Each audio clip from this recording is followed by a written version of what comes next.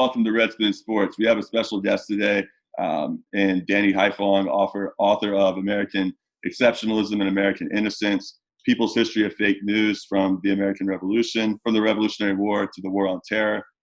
He's a regular contributor with Black Agenda Report, and is on I believe that works with Black Alliance for Peace and many other orgs. And his work is, he's appeared on the Jimmy Dore Show and many other progressive outlets, and working along with Margaret Kimberly and doing great work. So, Danny, glad to have you along here, and thank you for joining us. Just wanted to start off asking real quick about just the NBA strike and just sort of your thoughts on, what the significance of it is and kind of the potentiality for where things go from here.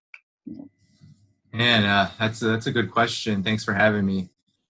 The NBA strike is incredible. It I think is a monumental moment in many ways for just the modern era of sports, especially given the situation that the United States is in, all of these crises from the uprisings against racist policing to the pandemic to the economic crisis that so many are facing, that NBA players would take the lead in developing solidarity at this kind of high level with a movement that has really pushed the narrative, at the very least, very far, and consciousness very far in relation to the problem of the near daily attacks and murders of Black people by the police. So just on that level, it is so important.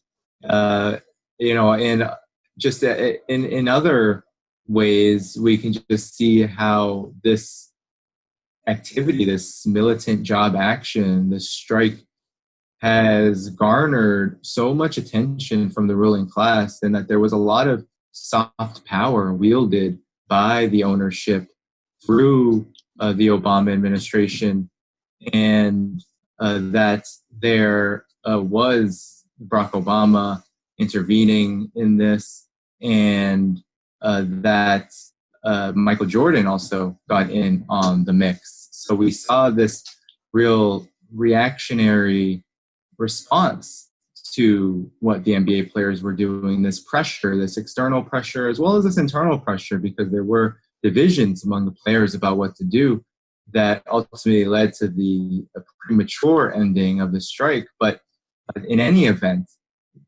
the fact that it happened and the fact that there are going to be more opportunities for something like this to occur, that these social justice initiatives that the NBA is trying to roll out, they're not going to change anything materially for people. There's no amount of voting that's going to get rid of this problem or even to address it in any significant way in the direction that I think a lot of NBA players and I think most people in the United States really want. And so these initiatives are just going to be inadequate. We already hear people like Jaylen Brown who understand that. Now it's really about the struggle that happens from here. And I think the movement on the ground is what's going to determine how this ultimately plays out, because there are so many contradictions and forces pushing and pulling at NBA players that it is a testament to just the massive level of consciousness shift that has occurred for Black people generally in this country, but this massive people as well around this issue, that you would have these so-called privileged athletes, these high-paid workers here in this country who have a lot of stake in investments in the NBA continuing amid this economic and pandemic crisis, that they would take this step in solidarity with Black communities around the country. I think that shows a lot of development, which has to be harnessed and I think has to be talked about in a very intelligent and strategic way, so that people on the ground, especially working class people, can learn from this, because I think there is a lot to learn from this moment. Yeah, no doubt. And I could just to quickly piggyback on what you said, a lot of the NBA players, fans need to realize that it's not as if these players, people think they make a lot of money, but the reality is, if you really look at in a capitalist sense, like someone like LeBron James, they're actually underpaid in the sense of how much money they create for these owners, for this league. And it's important that we remember that as workers, that like, you know, that it's not as if like, I mean, I'm a public school teacher, but it's not as if that money, if it doesn't go to salaries, is going to be in this system going to be going to like public needs that, you know, are all important. So it's important that we keep that in context and in terms of like how we look at solidarity and realize that, you know, this money is coming from the ruling class, and that, you know, we want labor to always have the biggest share of the pie. Striking in general is a very difficult thing to do, and to pull it off in solidarity with the uprising against racist policing and police brutality is incredible and needs to be applauded. I do believe that the framing of the job action in the work stoppage as a boycott was intentional, because boycotts tend to have a less militant connotation to them, especially in relationship to working class struggle. The strike is seen the most powerful weapon that workers have to enact and demand change. And so I think there are many components to how I see the NBA strike, and I'm working on an article now about it. I think that, you know, movements are really defined by their demands. And as you brought up in one of your recent programs, in fact, the NBA players who started this, the Milwaukee Bucks players, they did have demands to bring justice to the family of Jacob Blake, and to really pressure the legislature at all levels of government to react in kind to the fact that the police officer and the police officers involved in that near fatal shooting had not even been named, let alone arrested and prosecuted. So that, I think, was very important. However, there was another aspect to this that I'm trying to put together now, which is whenever Black people in the United States begin to see themselves as a political force, and whenever, especially celebrities, because in the Black community, celebrities tend to hold more political significance than white celebrities or celebrities of any kind, of any stripe and color in the United States, they tend to take more political prominence and take more political stances, usually in the reactionary direction. When you have NBA players, 70% plus whom are Black, begin to move in a progressive, dare I say, militant political direction in solidarity with the Black masses, that's when the counterinsurgency begins to make its way into the struggle. And I think we saw pretty quickly with Michael Jordan, with Barack Obama getting involved, that there was a lot of pressure that we didn't see and we didn't hear about placed on the players to get back to work. And I think that's something that needs to be talked about more, because we saw how Obama intervened, let's say, in the Sanders campaign in 2020 to ensure that the establishment won and that Biden was the nominee. We saw how he reacted during the initial uprising in 2014 through 2016 in his last couple of years in office. And we also know the role, let's say, of like Michael Jordan, what he has played, how he has sort of intervened in the political struggle or lack thereof during his career. And we know that he's also a majority owner at this point. So we just see that the forces and the contradictions that really do undergird all forms of political struggle, especially at the level of the working class and oppressed, how the forces of repression, be they military or be they political, really do set their gears into motion when Black people are on the move. And that's exactly what happened during this NBA strike. And it needs to be talked about more, because while people may have disagreements with NBA players and the certain particular stances they take on these issues, what we're really seeing is a crisis of leadership on the left overall. And I do not expect NBA players to necessarily get us out of that. But it is really up to people on the ground to really help NBA players and people who are in the position that NBA players are in to effectively take more militant steps and to keep in the struggle despite the external pressure. And it really does take leadership to do that. And that's what we're missing right now, is that organized leadership that can get us there. We have a lot of leaders taking us in the wrong kind of directions, and too few willing to keep people together and push the masses of Black people and just people generally in a direction of radical political activity. All right.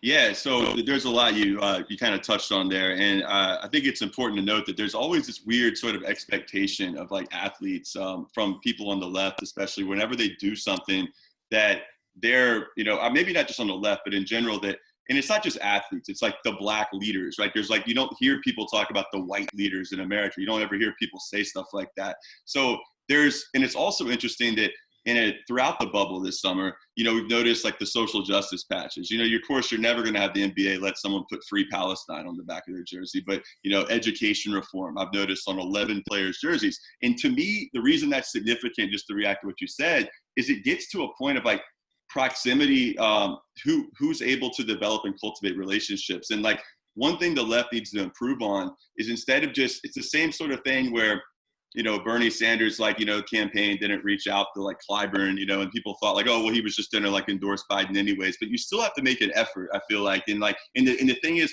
there's a sort of a mentality amongst, some on the left. And maybe it goes back to people projecting their own experiences, maybe being at some high school where the sports kids were mean to them or something. And they just sort of feel that athletes are like hopelessly reactionary. And it's not true. In fact, if you actually listen to your interview with David West and you hear the experiences he's had and his amazing, really articulation of like why the NBA needs to like reject the anti-China Cold War narrative stuff coming out of Washington. I thought that was extraordinarily inspiring. And, but the fact that we don't have teachers unions in this country that can reach out and build relationships with all the resources they have. And I pay dues, in my union, but yet these ed reform people are able to get the players and whatnot. And I don't think it's just a matter of players rejecting that. I think a lot of times there's genuine outreach that needs to happen sometimes. And it doesn't happen all the time necessarily. So there's a lot to get into. It's also like the idea that some people want, but there's no doubt that Michael Jordan, right, and the Barack Obama play that Obama basically engineered what Buttigieg and Klobuchar dropping out right at the right time, ensure Biden and all that. So, Obama's a dyed-in-the-wool, supporter, purveyor of empire, and yet, we have to know that. But at the same time, there's who else was going on strike. I feel like if you're not willing in your own industry to talk about like that, taking that, that next step. And at a time too, when there really is like, well, I would have liked to see it go on. There is legitimate debate, I guess. And I guess this is the next question, is like about, it seemed like a lot of the back and forth. I heard the Lakers players, Clippers players were voting to kind of, the cancel the season. The Bucks players had taken that stand. Yeah, Chris Paul kind of came in and played a big role. Then LeBron kind of, turned a little bit at the end.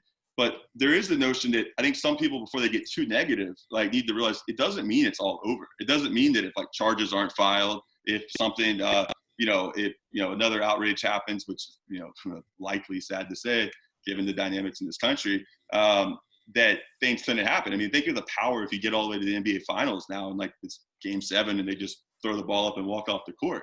So in some ways, I don't know. Do you think that maybe there's something to be said for kind of like what the players are trying to say, that by keeping it going, and not to mention from their perspective, there is a CBA up at the end of the year. They would be on the hook, quite frankly, to have to pay these TV contracts all back. So it's easy for people, Monday morning for armchair quarterbacking to say, you should have done this, should have done that.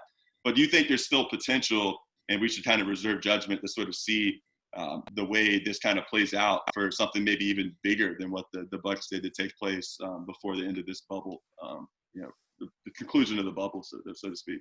I definitely do think that there is potential for this mass unrest that we're seeing generally. I think that what the NBA players did was part and parcel of the atmosphere that exists right now in the United States, which has been cultivated by the rage and the protests that have been led by Black people in the main, as well as their supporters. And I think that's going to continue because, as you said, it will continue this massive onslaught of police murders of Black people and the mass incarceration regime that once had so much legitimacy politically among all sides of the political spectrum in the United States really has none anymore left.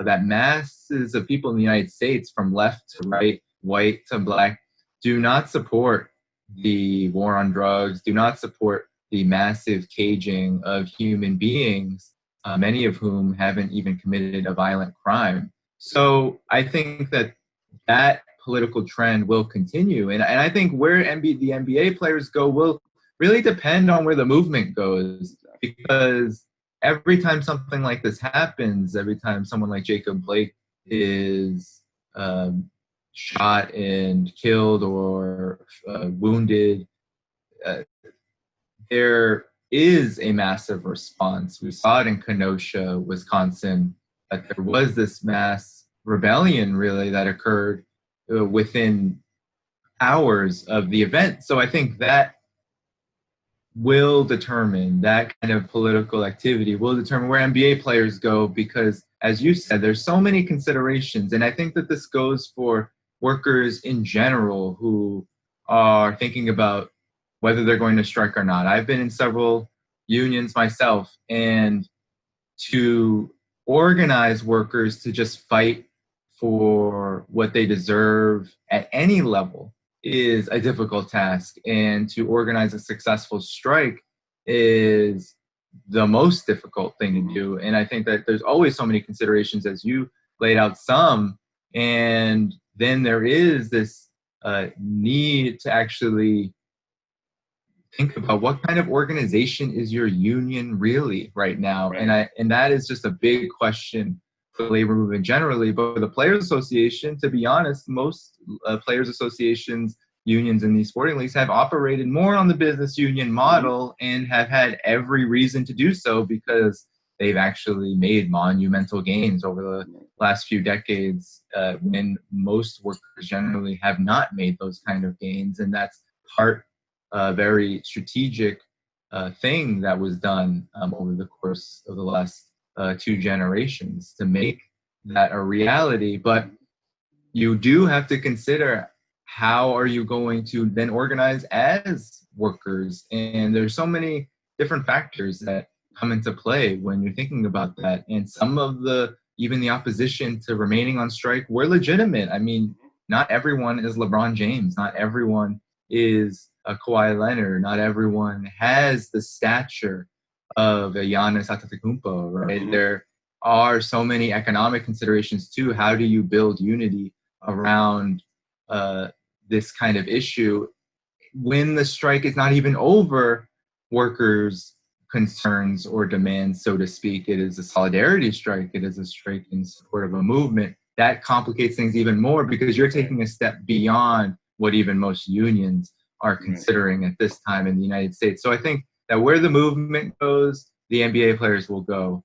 And I think that it's so important that the contradictions of what happened are discussed honestly, as well as sensitively, to make sure that you're focusing on winning people over to continue to take bold steps, and that, you know, NBA players who are basically, a lot of them, risking their only potential for a living wage, right? That has to be considered as well. I talked earlier about Black celebrities. Many Black celebrities are taking care of families who live in the racialized poverty that exists here in the United States. And so that has to be considered as well, as how do you approach the situation in a way that is trying to win people over to a more militant political direction, rather than just saying, well, I had a lot of this on my Twitter as well, where people were saying, this isn't a real strike, this isn't a real action, this is just, you know, the leisure class kind of working with the owners and trying to elect a Democrat. And look, the pressure for NBA players, given that most of them are Black, the fact that Democrats have targeted sports as a sort of niche industry for their political apparatus, that's all relevant. But to not talk about this in a way that moves people in a direction that speaks to masses of people and that speaks to the movement and just rather demonizes their activity as some sort of fraud, I think is a mistake, because at the end of the day, we need these kind of ruptures in order to move the movement forward anyway. So we should be thinking strategically of how these kind of ruptures within some of the most powerful arenas of this society, right? The ideological arena, which sports plays a huge role in, as well as capital. I mean, capital is so invested in the entertainment industry generally, but sports are a key part of that. I mean, there wouldn't be this huge push to reopen if that wasn't the case. Right. No, yeah. They also want to like invest so much cultural capital in developing movies and films. And like you look at like, think of that, the Disney is a great one. I mean, remember, I was born in like 86, so I would have been, you know, movies like The Little Giants and Sandlot and Mighty Ducks. And I remember Mighty Ducks 2, and it was like, had Cold War narratives in there and all, you know, about like Team USA, and you know, we're like a young nation. I remember the little tutor for the team saying to them when they were at the games, and like, we're like a teenager, America is. And, you know, we're still learning and growing. And it's like, it goes back to sort of your book, which I want to get to in a minute, like the idea of American exceptionalism and American innocence and how those kind of work in tandem. But yeah, I just, you remind me, our union in Jersey City went on strike in 2018, and we were all prepared to go in after the weekend into the next week. And the mayor got involved, and they ended up cutting the deal. We did get some gains. We got relief on healthcare, some healthcare costs, but the fact that there's the militancy there to like for people to all vote in overwhelming numbers to go on strike. You know, even though there was some disappointment, I think that all in all, we flexed some real like worker power, labor power, in showing that you can, like, you know, and within a workplace, there's contradictions too. We're in a class-based system. Like you got, you know, teacher aides, you got people that are up on the enforce. In this system, they want to make it where you have, you know, huge sliding scales so that people have different interests at different, you know, entry levels. And so it's another challenge, like say the NFL, you know, they have such shorter careers and there's so many more players. And it's like, so it's already a challenge in the NBA, and you have far fewer players.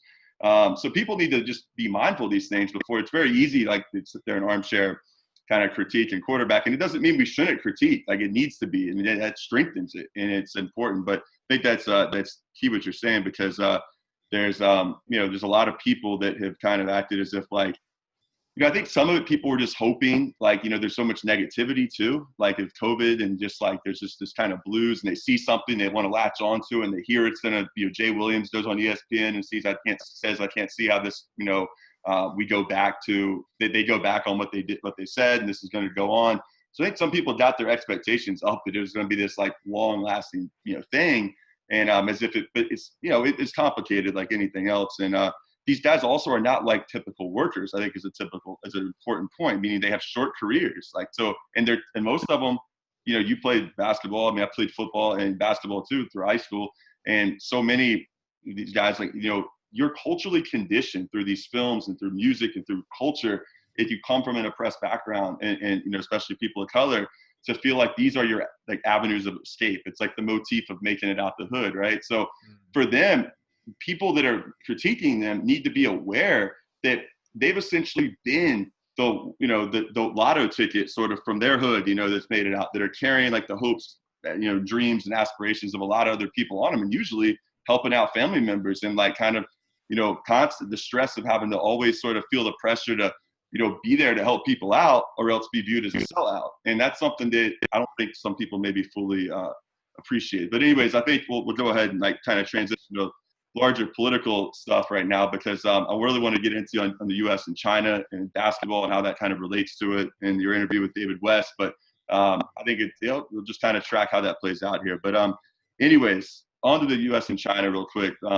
Before I do want to get into book stuff, but I do want to ask you about how, you know, we've seen this new Cold War rhetoric really ramp up, like in ways that are just, I mean, it's been happening, but it's really been accelerating in recent months. It's like it's election years, and, you know, I guess Trump tries to make it seem like Biden is like somehow not is tough on China. So then Biden certainly had that when the debates, and you can speak to that yourself. But I suspect he's going to try to move to the right to kind of accommodate Trump's critiques and stuff. But what do you think in terms of the potential for maybe you talk basketball? Yeah, when you listen to David West and the things he has to say, and how ignorant so many people are in this country on China, so they hear how extremely educated he is on China and how just grotesque the misinformation is about the lack of freedom and people just being the Uyghur Muslim stuff, as if the U.S. empire gives a crap about Muslims. I mean, it's just unbelievable. It's look at the Gaza Strip now, just perpetual misery. World's largest open air prison, no one gives a damn about, right? But the Uyghur Muslims, evidently, all these State Department socialists and all straight up imperialists, they I guess they care so much. But in terms of you look at Allen Iverson, Stephon Marbury, you look at remember a guy Yao Ming and him coming here. I mean, talk about how in China basketball has really become a huge cultural force, and how people maybe on the left could in terms of starting conversations up, and how I think David West and the role he has and the influence he has with players and whatnot, that if players are able to start developing a consciousness about making connections, we know about the connections between Black Lives Matter and Palestine, and making correlations between G4S, Geo Group, private prisons in Palestine, police training in Israel, then using the same tactics in the U.S. What are the potential maybe for basketball to play a role in breaking down some of these just total BS talking points we're hearing out of Washington, and out of London for that matter too, to hopefully help us build a better resistance to this to get the new Cold War against China.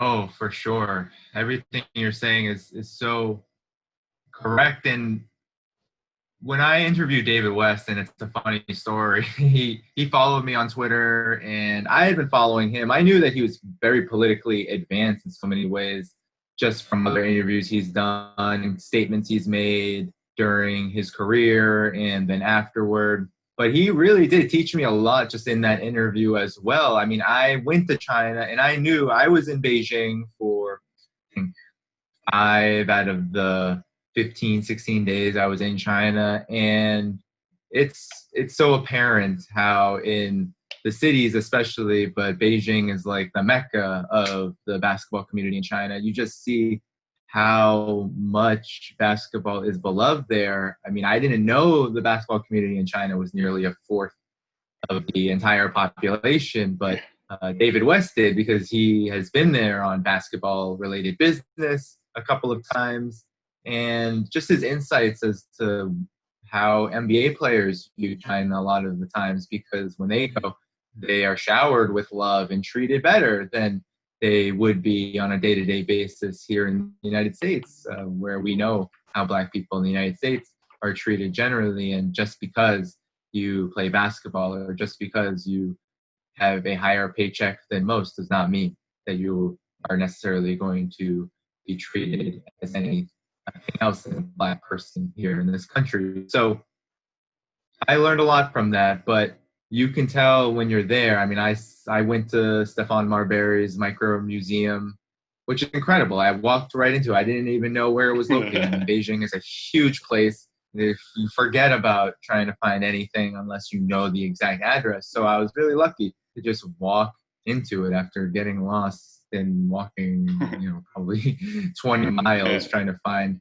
our way. But it's just incredible to see how there has been this sort of huge growth and love for basketball in China. And I think there is a big potential for the NBA in particular, because the NBA has a certain set of conditions that don't exist in other sporting leagues. As you said with the NFL, the contracts, they're a nightmare. I mean, they're a mess. And the way that game just ends up going with massive injuries and the huge turnover and the ownership is far more invested in militarism and in imperialism than even NBA ownership. And we've seen some of the blunders that NBA management have made around Hong Kong in Daryl Morey last year. So Daryl Morey, we know that exists, but we also know that because there is such a huge market in China for basketball, that the NBA at some levels is in such a better position on the question of China to play a progressive role. And of course, there are a lot of cynics and just outright racists and imperialists who will say, well, that's only because of the business and the corporations. We saw the hit piece that I debunked that ESPN published about how NBA academies affiliated with Chinese staffing and coaches were repressive and all of this nonsense. I find that hilarious. Evidence. Being from America and just knowing the way coaching goes here in the States. Oh my God! Just when I was in things that I experienced in high school. I mean, the AAU, the coaching, the nightmarish ways that corporal punishment. You haven't seen corporal punishment until you've been to a practice in any given school in this country and see. I mean, look at what happens. We don't even know what goes on a lot of times behind closed doors, but we know Bobby Knight. We know that's the extreme. One example. I mean, you've had a coach say to a group of an offensive line coach, major Division I school, say straight up that every one of you is like a fucking mortgage, man, and I gotta figure out which ones I'm gonna it's gonna help me bring in the bacon basically, and you got to perform and just sort of throwing markers at everybody what the fuck's your problem and shit, and it's just. It's daily sort of just normalized thing where it's like, oh, but we love you. It's like it's helping you get better. But ESPN's not going to really, well, maybe they will cover that. There's just such a militarized culture in sports here in the United States. I talk about it in the book that I wrote about American exceptionalism is really infested there, and it's not just the exceptionalism piece of this idea of the hubris and the sort of walk on the backs of others to get to the top, all of that, the American dream, etc. It's also the violence and the racism, and we see it all the time in sports at all levels, just how brutal and how exploitative it can be. And so when we think about something like what happened with Daryl Morey in the Houston Rockets, I was applauding the NBA players who refused to involve themselves in an international dispute being led by the United States, and in the case of Hong Kong, directly intervening in the United States. And it's in this day and age progressive to actually want to maintain connections with a huge basketball community in China, with a country that tends to treat Black people better than the United States treats Black people, and just wanting that connection to really what is becoming not just the mecca of basketball, China, but also really the mecca for global economic growth, development, and progress. And it would be foolish for NBA players to cut themselves off from that and to get involved in an imperial dispute that the United States is waging with China over Hong Kong. And I thought that was such a progressive thing that happened when LeBron James decided not to take the bait on that, and when the rest of the NBA players decided not to comment. And what he said was that, basically, we have a lot of problems here. And that just goes against almost every reporter, stenographer for the State Department of the Washington Post, New York Times, they will not, that's the cardinal sin. He's the idea of that you could ever compare America to authoritarian China, but he just did. And it's and he still faces huge backlash. You see in comments and stuff, but I'm sorry, I didn't mean to cut you off. I just wanted to make sure that was clear. It's okay. Yeah, totally. That's the correct position, especially as David West in our interview. If you don't know what's going on, that's the best position to take. And even if you know what's going on, the best position to take on matters of war and peace when it comes to the United States, which is the biggest warmonger, the biggest military apparatus, the biggest warfare state in human history, the best position you could take, and most Americans, most people in the United States could take, is one of non-interference and of saying that, we do not support meddling in other countries.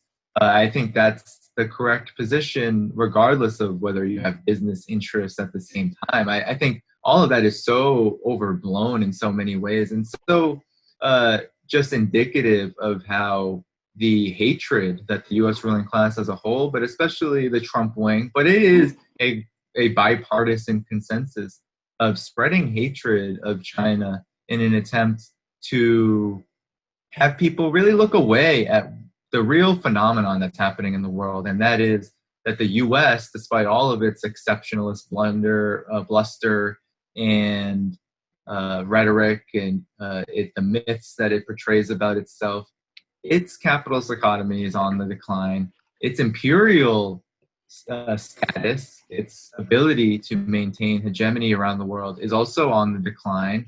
And as LeBron and so many others have noted, there are so many crises right here in the United States, and we don't even have to talk about many of them to see how monumental they are, whether it's COVID-19 or the Great Depression 2.0 that's going on here. All of that is really indicative of this decline. And I think that there is a real opportunity to kind of push back against this hatred with basketball, because I think people-to-people exchanges and solidarity exchanges are so critical right now with China. It's part of the work that I do. I'm also part of the organizing committee for the No Cold War Coalition. I am part of the supporter network of the Black Alliance for Peace as a co-coordinator. And that's going to be a key part of this work, because when I was in China, you really do see, and that's what the United States' imperial apparatus and the ruling class do not want you to see, is what actually is going on there. You see the poverty alleviation, you see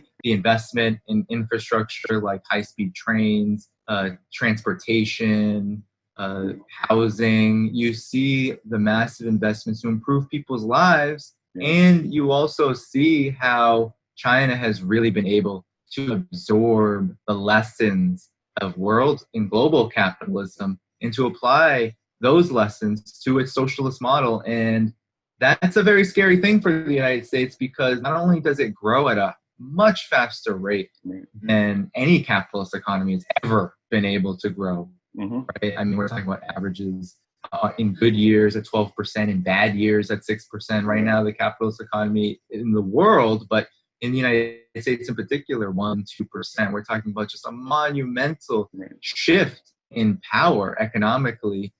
And then you add on to the fact that the basis for this growth is not on just accumulating super profits for a tiny few people, but if you look at the trajectory of Chinese society, it's about leveling the playing field and making the society more equal, bringing people's standards of living up. You see things like extreme poverty be eliminated. And I think that is such a scary thing for the United States to fess up to, because not only is its economic supremacy on the line, but even the model of capitalism that has been so dominant for so many centuries is really being placed into question when you have not just a successful socialist experiment like Cuba, but one that is impervious and shielded from the potential attacks that the U.S. empire can level against it. Cuba is struggling hard with sanctions, but there are no sanctions strong enough that the United States can wage against China that will do the same. And so that's why we see the military escalation. We see the African Command, U.S. African Command spread across Africa. We see the Indo-Pacific Command getting larger and larger, and all military assets going in that direction. The tech warfare, the sabotage, all of that, the Uyghur question, the Hong Kong question, all of that. It's just all part of this multifaceted new Cold War that is really, in many ways, a sign of weakness, because the United States can't do to China what it was able to do in the past to, let's say, Libya, for example. This is just not that scenario. This is actually about, and they do say it's about great power competition, and they do acknowledge that China is now a great power and that it is threatening military supremacy, economic supremacy of the United States. And the job for us is to determine, is that competition negative in the case of China? Is it negative that China actually is competing on the world stage and is offering this model? In my opinion, it's not negative. Of course, China doesn't pretend to be perfect. Income inequality, all of that is still a huge problem. And when you go there, you see that people are very aware of those things. But then when you talk about the progress that's being made ecologically, economically, all of that, it is almost the responsibility of people who live in the United States to speak out about it, because if you don't, then you're leaving out a key piece to this puzzle of the struggle for peace. No, no doubt. And I mean, I think that's just key that you're hitting on the solidarity point, Fred, you're working at, is that, American workers and people that have are materially, work for a living and aren't making money off owning property and stuff, like they have way more in common with Chinese workers, and like their material, it's like, but with China's growth and alleviation of poverty, it puts pressure on the U.S. just like gains the Soviet Union made post World War II and before even that, made the U.S. Even really before World War II, that feel the need to adopt like the New Deal and to make these kind of reforms. So if there's a socialist sort of like threat on the horizon, so to speak, the specter of socialism, the ruling class, of course, is going to try to demonize it, but they're also going to feel like that they have to sort of like make accommodations so that they can stay viable and at least kind of. But obviously with the propaganda apparatus and so many on the left that claiming stuff like, oh, they're state capitalists and whatnot, but failing to remember, unlike here in the U.S. where billionaires can't be really reined in, you don't have like a party in control that's like believes in coherent planning and like kind of having an economy built on human development being the first priority as opposed to individual profit. It's a huge contrast. So it's just ironic and sad that because of the propaganda, it's something we have to work so much against, because so many workers are sitting there, anytime someone buys that stuff about, China taking our jobs and stuff like that, they should be looking right back at their own failed leadership and the fact that it's precisely because of our own ruling class and their imperial ambitions. And when is China ever invading Iraq, and throwing over countries like Libya and whatnot? You just don't have it. I mean, and to the Hong Kong question, I mean, one thing, I don't know if you noticed this, but how many Union Jack flags you see at these things, right? I mean, it's just like, people, I just don't understand how you can see just so many of these protests, and you talk about police brutality there. And it's like, if you were doing half the stuff that like these Hong Kong protesters are doing, breaking into like, city council meetings and stuff here, the repression would just be, the restraint, quite frankly, that they showed there in Hong Kong is pretty amazing for the most part. And I'm sure that some people won't like to hear that, but nonetheless, I did want to bring at some point, though, you wrote in the book early on about, the scandal where 9/11 victims were just completely freaking out. And this ties into the American innocence thread, I guess, of, the Teenage Mutant Ninja Turtle poster in Australia, essentially, where something that's like, 13 years after 9/11 is like leads to this like, huge scandal, essentially. It's just like, like in the irony that just under 3,000 American dead, it's like means more than, a million, dead in Iraq or whatever, or people not even aware of the 9/11 they had in Chile, which was September 11th, 1973. So like what maybe that example and some other examples, like your favorite examples from the book of like, in terms of like American exceptionalism sort of enabling this idea of, innocence. And I sort of think it's a good parallel like Israel, because like, they have the same sort of idea, like whenever there's casualties sustained, it's like, it's such like a visceral response from people and whatnot, but there's just this total inability to ever like look and reflect and see sort of like the effects of your own actions. And it's like, how does that sort of like cultural like response people have in terms of, being irate and wanting bloodlust and revenge for, any American dead, but then, basically being able to dehumanize like the rest of the world? How does that tie into sort of how we've been propagandized from what you learned doing your research from the book by our ruling class through the media, through our education system and whatnot? It's like preventing us from, or at least on a mass level, has, for a long time prevented Americans from, seeing things objectively. And it's like, you can kind of take that anywhere you want, but yeah. Yeah, no, well, very good point and question. Wow, there's so many examples. One of my favorite parts of the book was when we deconstructed the World War II and the Korean War, and also when we went into this the current iteration of how American innocence is used to kind of tie the knot really on U.S. imperialism and to continue to legitimize this idea that the U.S. is an exceptional state. We had just, I think, such a fun time really going over the ways in which this idea of American innocence is, in its this ideology of American innocence is really about erasure, right? It's about erasing the existence of the reality of the situation, because while American exceptionalism is all about uh, getting us to believe that the United States is something to be proud of, that this centuries-long history of war, racism, etc., is not a priority because, well, the United States came out as the victor in so many ways, economically, politically, and all these values of liberty and freedom that the United States supposedly represents. But when you think about the innocence side of this idea that you can just explain away and justify all wrongs, right? When the Obama administration was in office, for example, there was really no wrong that his administration and that he could commit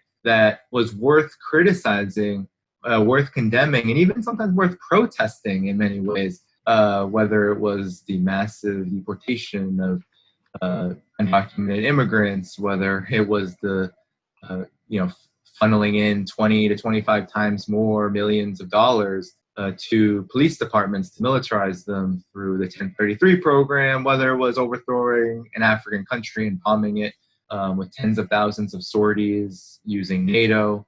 We could go on and on and on through the examples, but it was a lonely period because, well, we've had this decades-long assault of being told that this is an exceptional country, that this is a country built on these very white, very imperialist values of liberty and freedom, and that these developments like the rise of Barack Obama show that the United States is in fact innocent of wrongdoing, because even if it does wrong, even if there are these crimes that are historic and contemporary in nature, they can be sort of ameliorated and understood as just part of this larger design, this larger journey toward a more perfect union. And I think the way that we were able to sort of bring in that history to show how this has been a process, right? Calling the Korean War the forgotten war, despite the fact that millions of Koreans, both north and south of the DMZ, think differently, or whether we're talking about the so-called good war that the United States participated in, but many peoples around the world from east to west think much differently about World War II than the United States thinks about it. And let's not even talk about the 27 million Soviets who died really fighting fascism, but are completely erased by this narrative that the United States was on the side of democracy and leading the fight for so-called democracy against fascism. So there's just so many examples of this. And it is very connected to what's going on right now in our last discussion about China, because this negative opinion that people in the United States have about China is really about racism, and it's really about anti-communism. And American exceptionalism is basically racism and anti-communism packaged into a single ideology. It's all about the supremacy of the American way of life, which is a capitalist and imperialist way of life. It's also about a way of life that is predicated upon racial hatred and white supremacy and that kind of superiority over the targets of imperialism, which tend to be almost always non-white. So that is a huge piece to this new Cold War against China that has escalated in rapid time. It took years for the Obama administration to cultivate the conditions to change relations with Russia. And there has been a lot of Russophobia and racism as part of Russiagate. But the rapid way from the beginning of the pandemic, when cases were first discovered in China, to this day now, the way that the United States has been able to completely shift its orientation to China in so many ways, at so many levels, speaks to how effective racism and anti-communism can be, and when they're put together, how deadly and dangerous they can be, because, and I've said this to many people now when they ask about, oh, do you think that there's a potential for a hot war between the U.S. and China? And I always say not directly, but as the old Cold War, with the old Cold War, we saw many instances. You cited one with Chile, but there was Vietnam, there was Korea, there was the coups and the Contra wars in Latin America. We had so much death and destruction during the old Cold War because the United States was willing to use force through its allies, through proxies, etc., to justify this competition with the Soviet Union. And the same, I think, will be true with the new Cold War against China. The United States will use all of the tools at its disposal to try to isolate China, and that means trouble for people around the world. And it means trouble for people here in the United States, because as we all know and we've studied, we understand that this massive investment in the military-industrial complex is only going to loot and plunder the wages of workers here. Right. But we also know that that militarized culture, that racism will only intensify here in the United States as well, the more that China is demonized, and the more that real pressing problems like racist policing, mass incarceration, and the economic degeneration of the U.S. society isn't addressed. So I do believe that this notion of American innocence is so powerful. And we saw it even with the NBA strike as well. We see how this can be applied, where the pressure that was placed externally and internally in some places, especially among the leadership, where this notion of, well, we gotta just make this system work for us. We gotta make it work. We gotta make the biggest social justice initiatives surround voting, for example, right? Because the voting access is not there for Black communities, and that's true, right? And that's not untrue. But does it fundamentally shift? Does it make a fundamental contribution to the struggle that's going on right now? No, because it's still trapped in this false advertising of American exceptionalism that, if we just vote our values, then our values will be embodied. But look who's running now. And implicit in that is Joe Biden, right? And Kamala Harris. Exactly, values, right? Exactly. That the Democratic Party is the ticket. And I think that our book was really about showing the class warfare side of ideology and of the U.S. origin story, because really that is what's happening, is that there is this counterinsurgency assault. American exceptionalism is such a powerful weapon in this way, and innocence. They're such powerful weapons in this way because they get us to stop short of the necessary risks that need to be taken. Because on the one hand, it is scary. There's a lot of fear around questioning, let's say, the narrative, the racist and imperialist narrative about China, or whether it's to really stick your neck out on the line for Black lives, for example. But so it could be scary in terms of the public relations aspect of it, but also there is this almost erased violent history and present of repression and war and the real outright political activity waged by the state to suppress our political activity, which isn't talked about, but yet is felt, regardless of whether it's talked about or not, right? That's why I'm a communist. I believe in materialism, right? So regardless of how we think about things in terms of ideology and culture and the state and politics, the reality still exists that it's understood, whether you know it or not, that if you do take certain actions, if you keep the strike going, for example, or you decide to stand up and say, no, there shouldn't be war against China, and you start really moving on that, then you know that there are consequences. Because it's not just that you're going against the establishment reign, but you're also going to be facing this long history that we know that activists, community organizers, and movements have faced when they do so. So I think that is also a part of our book, is showing that long history of how resistance always met these reactionary ideologies and the conditions that undergird them, but also there is that other side where the response, the anti-communism, the purges, the deportations, the mass incarceration system, the political prisoners, all of it is for us to know that when we do step out of line, there is going to be a response to try to get us back on that line. Right. And I think one of the most powerful examples is just how like people that are essentially gaslit, activists are gaslit and have been for decades, going back to the Panthers and so many others that have engaged in militant activism into that, you're crazy, that like the left a lot of times will the whole tanky thing is kind of designed to, fit that.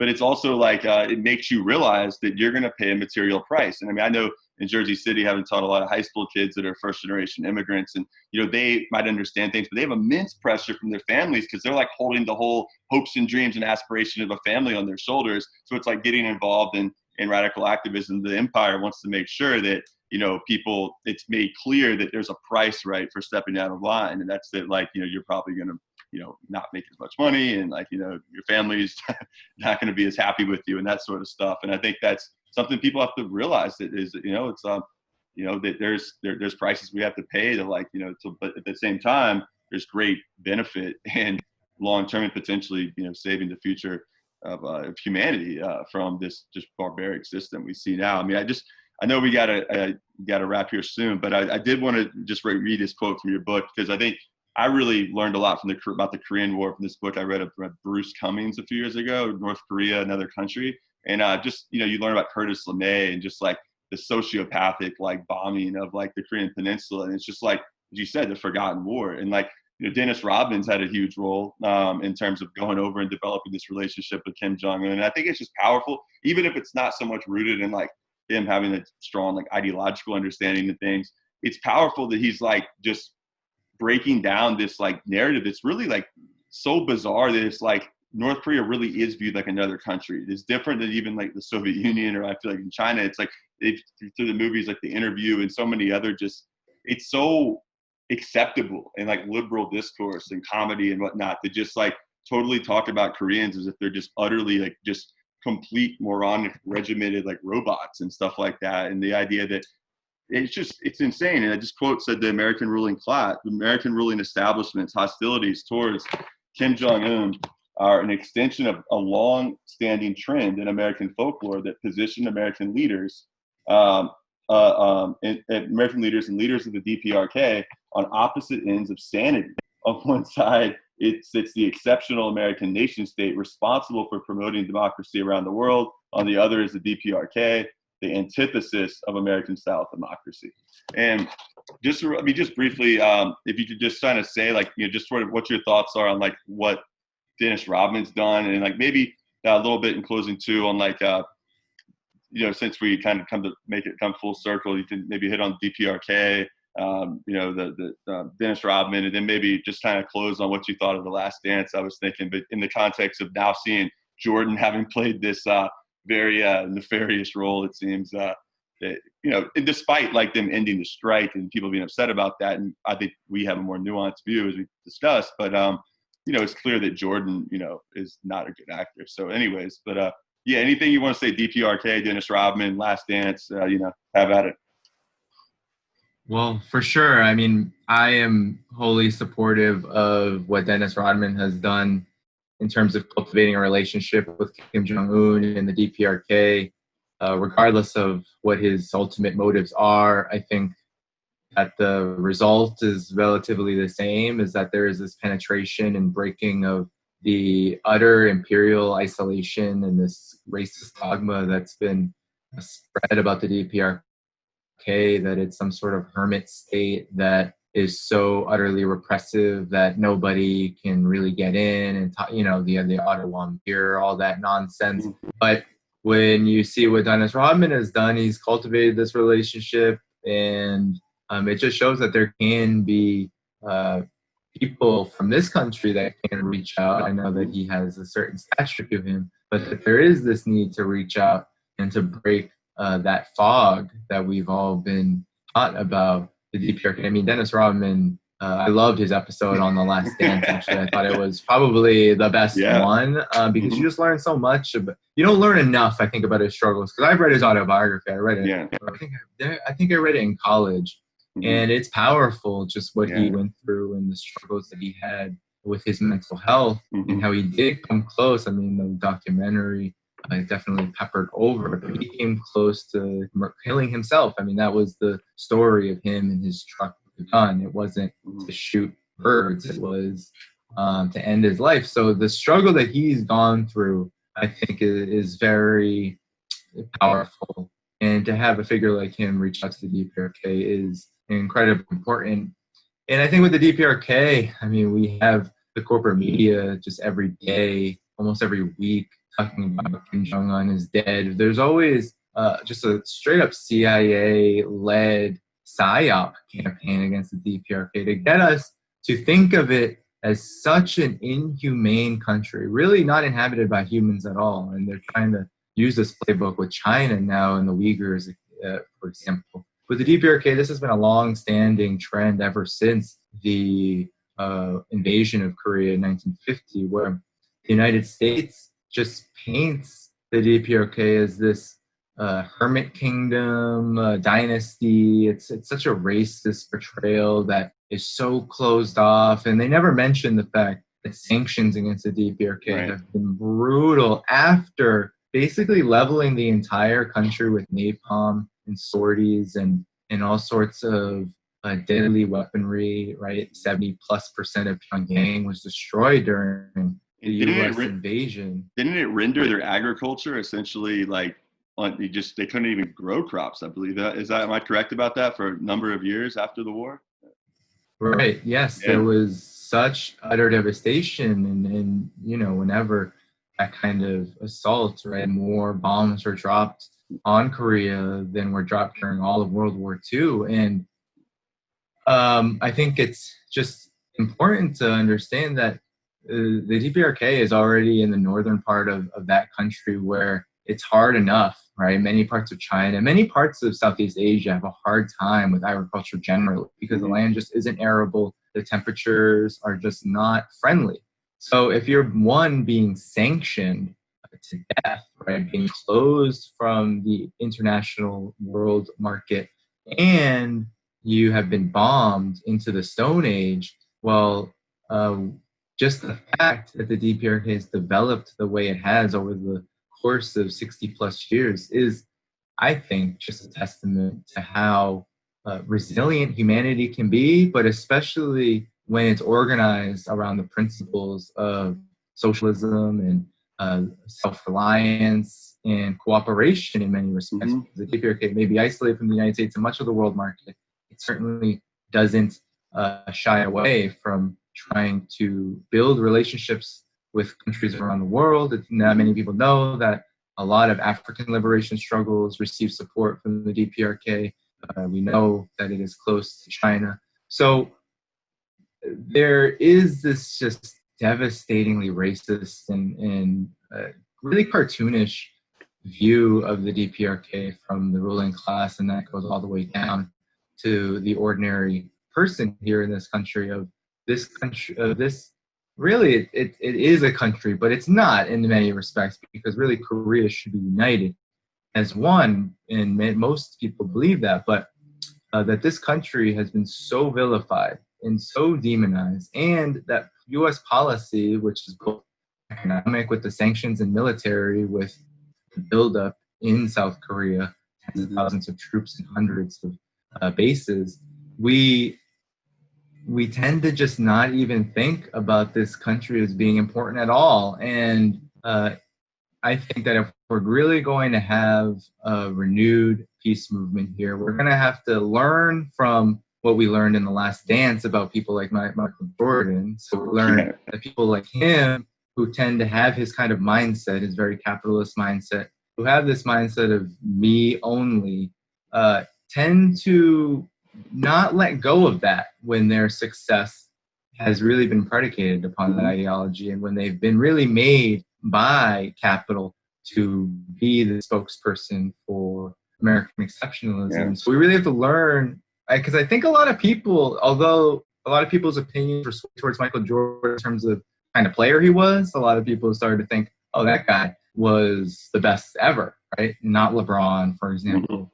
But I think a lot of people saw the toll and the cost of this mindset, right? This very American exceptionalist driven American dream individualist mindset, which is demonized. The opposite is demonized in the DPRK, which is a very collectivist society and really does focus more so on how society is doing rather than any individual, for example. So I think that we need to look at what we learned from The Last Dance and what we learned about the negatives, right? There are these just glaring problems with basically putting your profits, your individual success over the betterment of humanity, and then apply that to the fact that the U.S. as a society and as a political economy is trying to destroy the very idea of a society organized for the interests of the collective rather than individual, and begin to prepare for what is just such an urgent need right now, which is to end the war, first of all, the Korean War, which is not over, and begin to link our struggles together. Because I think that's one of the opportunities we have with the NBA strike. It's one of the opportunities we have with this new Cold War against China, is that we can begin to link these issues together. What's going on globally, and the U.S. as this world hegemon that is on the decline, and then to link that need for peace with the fact that if we don't fight for peace, we're really not going to be able to address the critical problems here. And I think the lessons from The Last Dance is, while Michael Jordan was a great player, he certainly is not someone to admire as a human being, as a leader, right? As a leader in this world that we live in. While we can see people like Dennis Rodman or David West, for example, trying to build connections between NBA players in China and NBA players in the world, that's really the philosophy we need to follow. It's really a philosophy of international solidarity. And I think that any work that we can do in that regard is just so important right now. Right. Yeah. And just to follow up a couple of things, just one thing. I mean, Kim Il-sung, who was like the first, leader of the DPRK, like a lot of this, like people, they think like this cult of personality, they wonder where it comes from. And just imagine you're a people that have been besieged by like Japanese colonialism for like 25 years or whatever it was. And, he's just someone that against all odds kept leading resistance and surviving. And maybe like people in America, could they maybe look at that context to see where that cult of personality, if you want to call it that, comes from, as opposed to just assuming the worst and just like they're just a bunch of, brainwashed, like, bots running around. So I think that's an important point. And I would just encourage everyone to go ahead and read Danny's book here, and also like, other books on North Korea that give a historical insight that's lacking in terms of what we are exposed to educationally. And as it relates to The Last Dance, I think one of the things I felt was a sense of contradiction watching it. It's like there's the old athlete part of me that's watching it and thinking like, genuinely getting like hyped up, like the music at the beginning, we're in a pandemic. It's like, I'm like, I want to go out and like play. This is awesome. But then thinking like back in a political sense, like, like this guy's a piece of shit, but at the same time, you can still admit that. I mean, we don't have to like be like,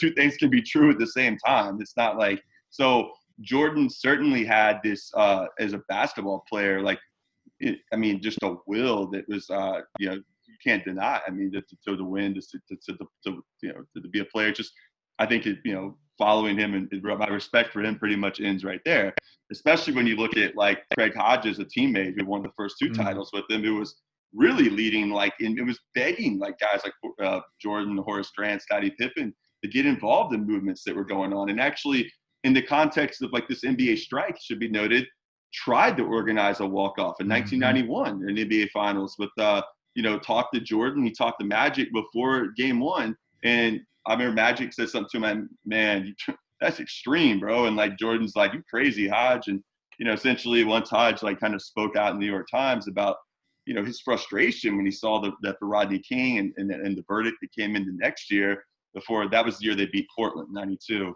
And essentially he was being asked about like black coaches and the lack of like black GMs.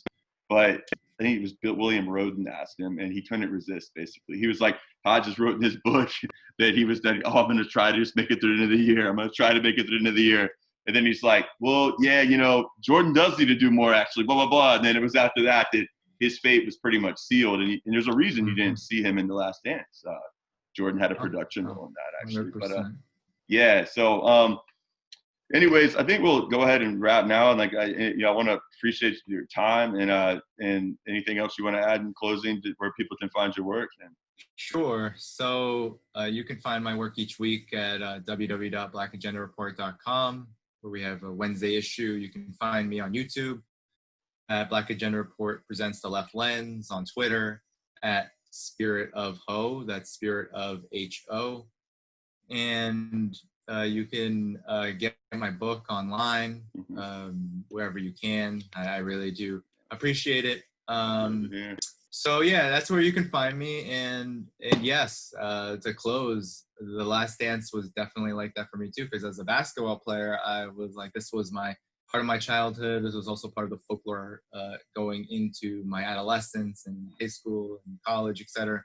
But then, yeah, you see how this amazing talent can be used to fuel some of the worst aspects of the society. And I think that's the big challenge now, as we see with the NBA strike, as we see with so many developments going on involving the United States, that there is the need to kind of peel those things separately, because you don't need to get rid of sports. You don't need to get rid of really what are these collective activities. What you need to do is get rid of the system that makes it so we build more Michael Jordan minded like people rather than more Craig Hodges minded like people. And I think that's really the struggle that we're in. Or the other way around, but like, I mean, maybe, but yeah, no, thanks so much. And I think we've got a lot of food for thought, and just to build on what you just said real quick in closing, there is a lot of, negative stuff. And I've recognized part of the reason, like I said earlier, I talked to, Max Blumenthal about this for a while, and he always thought, you got to like get in on sport because there's a gap on that on the left. There's a little bit, Dave Zirin does stuff with the Nation, but other than him, it's pretty much just kind of forsaken territory. And we're seeing the effects of that now when you just forsake that territory, and they have a labor platform that's, very prominent. People pay attention to it in a major way. Then we're really, ceding that space. And instead, so maybe if we don't cede that space, you won't have education reform on the back of these jerseys, and you will have more militant, struggles that develop and come about. So there's also a potential for sport to be something that, like you mentioned, like a social force for good that brings people together, that helps you develop like cooperation, that helps you develop, just to also push yourself, but not just in a sense to push yourself to make money for a team owner, but to push yourself to be great and to do so in a way that's helping to inspire people, right? To build up a society, to build up, human progress, historical progress. And that potentiality is there. So there's nothing inherently, like, I always have to stress this, I feel like, just reactionary about sport and competition. If it's all about the context and how you look at it and what the objective is. So appreciate the time, and we'll be in touch, and thank you all for watching, and until next time, we'll be safe and take care.